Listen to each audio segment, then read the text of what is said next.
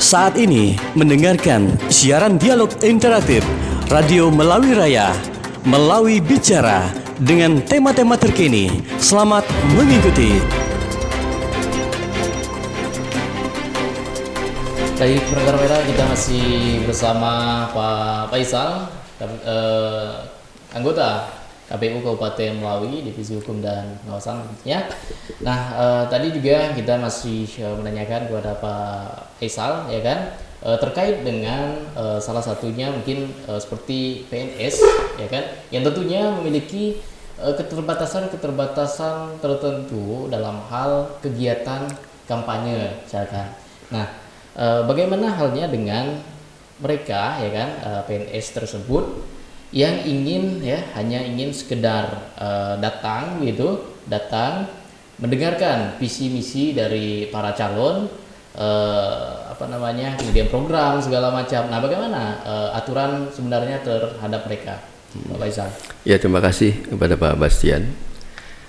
Yang terkait dengan keterlibatan dari khususnya ASN, aparatur sipil negara ini memang sudah dijelaskan secara gamblang, secara rinci di Undang-Undang 7 tahun 2017, ikut juga di PKPU nomor 15 tahun 2023 tentang kampanye. Memang di situ jelaskan pelaksana kampanye pemilu dan tim kampanye pemilu dalam kegiatan kampanye pemilu dilarang mengikut sertakan. Itu ada beberapa item itu Pak Bastian, ya. Di antaranya itu kepala desa, TNI, perangkat desa, anggota Badan Pemusatan Desa atau BPD, ya. Kemudian juga warga negara Indonesia yang tidak memiliki hak memilih. Dan begitu juga terhadap dengan pejabat negara yang bukan anggota partai politik, ya Pak, ya. Yang menjabat sebagai pimpinan di lembaga non struktural, itu mungkin tidak dibolehkan juga. Kemudian terkait dengan gubernur, deputi, ini bukan gubernur pemerintah daerah, bukan. Gubernur, deputi gubernur dari Bank Indonesia, kan, ketua, wakil ketua BPK, dan dari unsur-unsur pejabat-pejabat dari lembaga kehakiman kita. Itu sama sekali tidak boleh dilibatkan dalam proses kampanye. Apalagi untuk menjadi pelaksana kampanye atau petugas kampanye, sedangkan jadi tim kampanye. Sedangkan untuk menjadi peserta kampanye tidak dibolehkan sama sekali, Pak. Nah, tapi kalau untuk yang Bapak sebutkan tadi, ya kan, orang-orang yang disebutkan tadi. Nah, kalau mereka hanya ingin datang gitu, datang, ya kan, ke suatu tempat, ingin mendengarkan visi misi, ya kan, dari para calon. Nah, itu bagaimana? Itu tidak boleh, Pak. Itu tetap tidak boleh? Tidak boleh, karena itu kan termasuk daripada peserta kampanye, Pak. Tidak boleh. Lain halnya seperti ini, Pak, contohnya kan, misal di sebuah desa, misalnya itu kan, ada semacam agenda, inilah pertemuan kan dari partai politik, atau dari anggota partai politik itu kan, kepada masyarakat setempat kan. Cuman misalnya ada kepala desa ini dimintakan untuk memberikan inilah sambutan kan, beri sambutan, kemudian selesai menyampaikan sambutan itu harus keluar, Pak, harus keluar dari ruangan tersebut. Ketika setelah ketika sudah menyampaikan sambutan, ya kan, itu harus keluar. Hendaknya kepala desa harus keluar dari kepala desa tersebut, dari ruangan tersebut. Nah, seperti itu sahabat semuanya untuk jangan sampai keluar lalu duduk lalu menyimak sampai selesai. itu kena. Itu tidak dibolehkan, Pak. Tidak dibolehkan. Menyimak sampai selesai itu kan mereka kan menyampaikan orasi itu kan, menyampaikan visi misi program partai itu kan. Berarti yang duduk di situ itu bagian dari peserta kampanye. Hendaknya dia kapasitasnya sebagai kepala desa hanya memberikan sambutan, terus beliau pun pulang, itu dibenarkan setahu saya. Yang diperbolehkan itu hanya pas waktu menyampaikan sambutan saja, menyampaikan sambutan saja, dalam istilahnya posisinya hanya di kepala desa saja, kan tidak mengarahkan untuk mendukung salah satu calon. Karena dia sebagai pembina administrasi di desa, hanya sebatas itu saja. Begitu dia selesai langsung dia pulang, jangan sampai duduk situ. Oke, nah itu ya saudara-saudara semuanya untuk para ASN, pejabat pemerintah, iya, kan? TNI, kepala Polri, desa, apalagi, TNI, Polri tentunya. Mereka tidak diperbolehkan ya kan untuk mengikuti kegiatan kampanye gitu Pak ya. Nah, walaupun hanya ya duduk ya kan diam mendengarkan visi misi. Nah, itu pun tetap tidak diperbolehkan. Nah, itu sahabat Ramira semuanya ya. Nah, oke, itu mungkin sudah clear lah ya terkait dengan aturan kampanye tersebut. Nah, bagaimana halnya mengenai media sosial? Nah, media sosial apa namanya untuk aturan kampanye, misalkan di radio, misalkan di media sosial lainnya, nah itu seperti apa aturannya? Begini Pak ya, terkait dengan kampanye dengan metode yang disampaikan lewat media sosial, ya. Ini yang diatur itu Pak, yang pertama diatur itu terkait dengan penyampaian akun media sosial oleh partai politik, oleh peserta pemilu kepada KPU, di samping pelaksana kampanye dan petugas kampanye. Jadi akun media sosial yang milik partai politik itu harus didaftarkan kepada KPU. Kebetulan hampir semua itu udah selesai mendaftarkan ke KPU Kabupaten Melawi. Itu untuk jumlah akunnya itu, media sosialnya itu, untuk satu aplikasi itu maksimal 20 akun. Satu aplikasi 20 akun. 20 akun. Ya, misalkan kita sebutkan Instagram misalkan. Instagram dari salah satu calon kan, itu 20 akun. Satu aplikasi yang bisa didaftarkan maksimal. 20 akun yang didaftarkan oleh partai politik tersebut, ya kan? Tentunya harus dengan identitas yang jelas kan, akun segala macam yang jelas. Kemudian yang berkaitan dengan penggunaan media sosial oleh kelompok masyarakat, masyarakat lainnya, berkaitan dengan apa namanya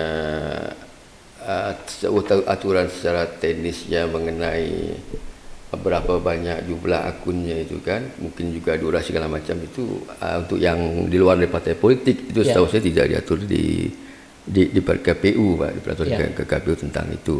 Cuma begini saja, memang Pak, media sosial ini kan memang rawan Pak, ya. Saya rasa rawan, sangat rawan sekali lah. Karena apa? Karena media sosial ini kan itu media yang sangat murah harganya gitu Pak kan. Ya, betul. Dan sangat murah harganya dan mudah dijangkau oleh seluruh masyarakat. Betul. Dan efek itu sangat besar sekali. Ya, betul. Efek sangat besar sekali. Ya. Berkaitan dengan itu untuk menertibkan hal-hal tersebut, ya.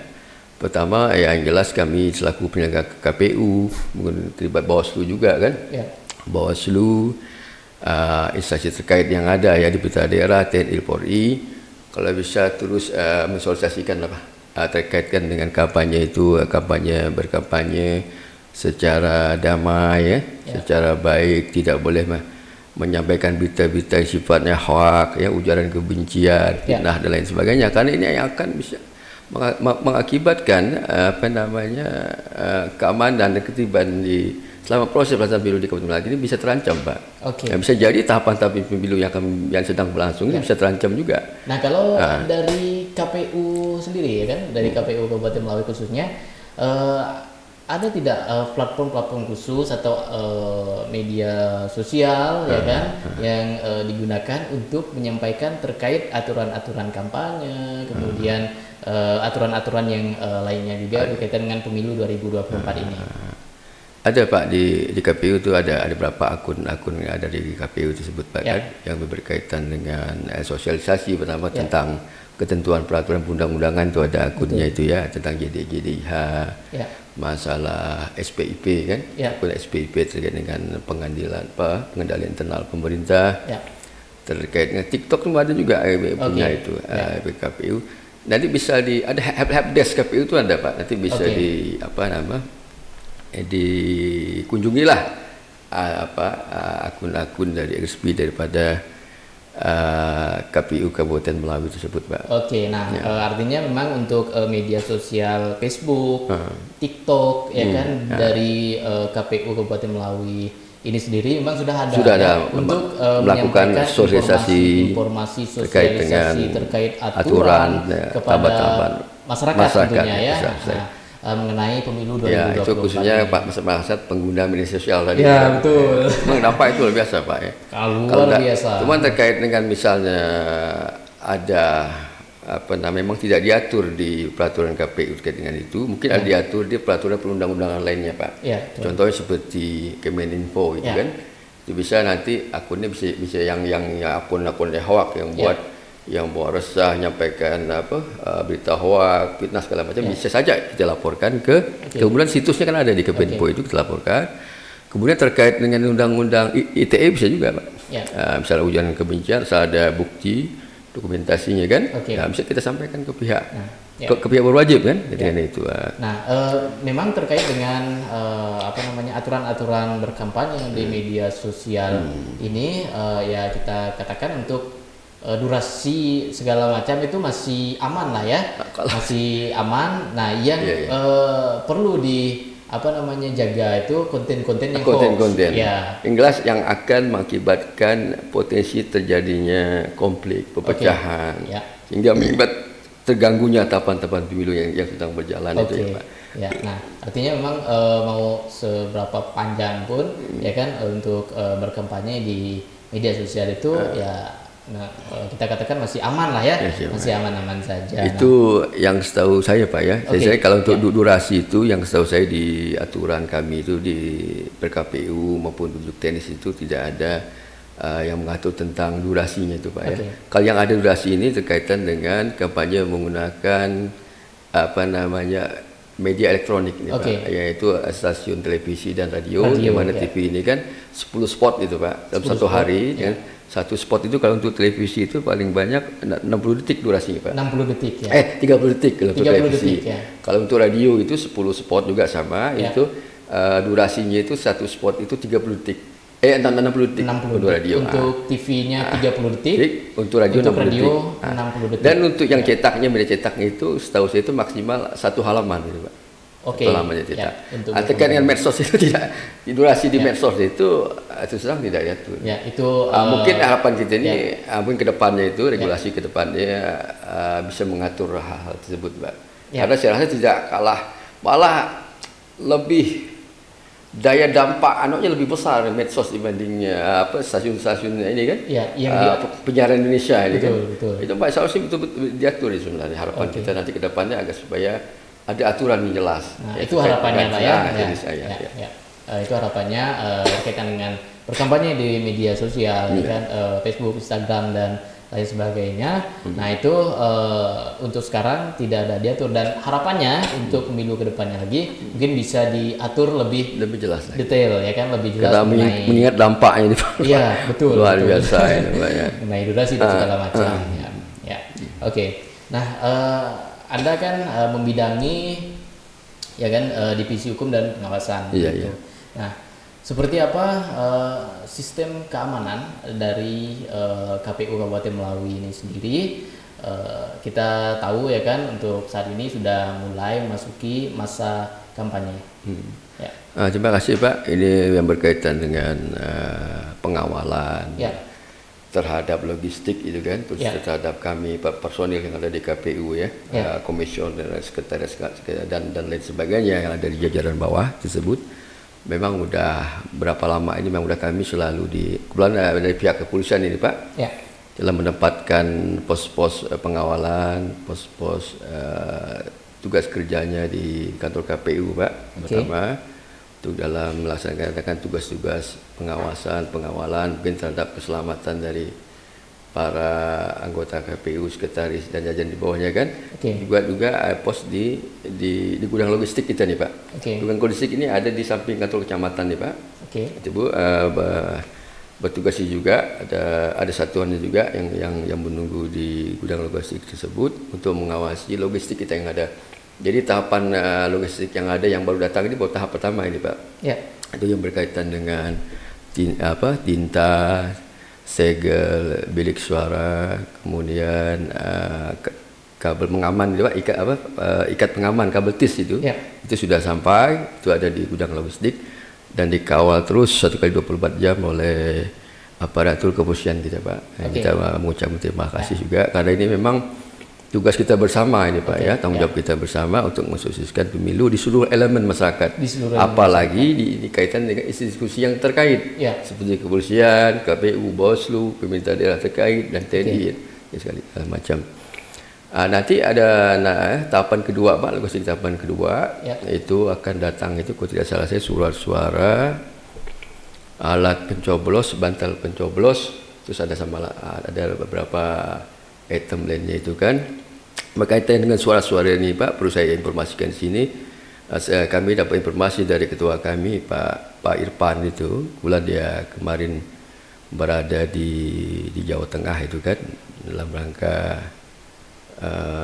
perjalanan untuk memantau, meninjau itu Pak, proses pencetakan suara-suara di Kabupaten Melawi ini. Kemudian berinformasi di beliau kemarin itu pada jam 12 siang itu sudah selesai Pak, surat suara dicetak untuk daerah Kabupaten Melawi. Dan akan segera juga dikirim itu Pak, mungkin dalam 3 hari ke depan ini, mungkin sudah sampai di 3-4 hari lah di pelabuhan Pontianak. Artinya memang untuk dari sistem keamanannya itu sendiri memang kita bilang masih aman lah ya, masih aman untuk mensukseskan pemilu 2024 ini. Nah, untuk mungkin ya kan penutup apa sih target dari KPU khususnya Kabupaten Melawi ini untuk mensukseskan pemilu 2024, dan bisa mungkin nanti sekaligus pesan-pesan kepada masyarakat, kepada pendengar setia Radio Melawi Raya untuk mensukseskan pemilu 2024. Terima kasih Pak Bastian. Ini berkaitan dengan closing statement yang saya sampaikan kepada para pemirsa radio setia Ramera dan pada umumnya segenap yang mendengar radio Ramedia di daerah manapun berada. Pertama, kami selaku penyelenggara pemilu tentunya kami bekerja itu Pak harus sesuai dengan aturan Pak aturan ketentuan yang ada. Kemudian kami bekerja berdasarkan prinsip-prinsip yang ada sebagai penyelenggara pemilu Pak. Itu kami harus melaksanakan tugas secara berintegritas, pada adil, jujur, mandiri, secara terbuka Pak independen, profesional dan lain sebagainya. Tentunya dengan itu yang kami harapkan supaya pemilu yang berjalan, tahap pemilu yang berjalan, khususnya di tahapan pungut hitung ini Pak, ini paling ini berhitung ini, setelah rekapitulasi hasil pemungutan suara ini itu dapat berjalan dengan langsung, umum, bebas, rahasia, jujur dan adil. Kemudian kepada masyarakat yang ada di Kabupaten Melawi ini, itulah untuk kita bersama-sama menjaga mengawal berjalannya pemilu di Kabupaten Melawi ini agar supaya dapat berjalan secara aman, tertib, damai, sehingga harapan kita pemilu yang yang berkualitas, berintegritas serta demokratis itu dapat terwujud Pak. Jadi hal ini hanya bukan saya tanggung jawab kami KPU atau Bawaslu atau pihak kepolisian, TNI dan institusi yang terkait di pemerintah daerah, ini tanggung jawab bersama Pak, bersama di seluruh elemen masyarakat yang ada di Kabupaten Melawi ini. Terutama berkaitan dengan media sosial, kami sampaikan untuk hati-hati Bapak-bapak, Ibu-ibu sekalian dalam menerima informasi yang berkaitan dengan berita-berita yang menyerang peserta pemilu tertentu, anggota-anggota peserta pemilu tertentu atau penyelenggara pemilu tertentu. Ya, hati-hati, harus dicek dulu Bu, Bapak sekalian, kebenaran daripada berita tersebut, begitu. Dan kedua, dalam menggunakan media sosial harus hal-hal yang sifatnya sampai itu berita yang sesuai dengan data dan fakta Bapak Ibu sekalian. Data dan fakta itu disampaikan. Jangan sampai berita-berita yang masih sama-sama dan kita belum tahu kebenaran lalu kita teruskan, kita share ke pihak lain. Nah, ini yang membahayakan nanti Pak. Kita semua. Secara khusus di tahapan masa kampanye ini tentunya khususnya di tahapan kampanye yang sedang berlangsung ini.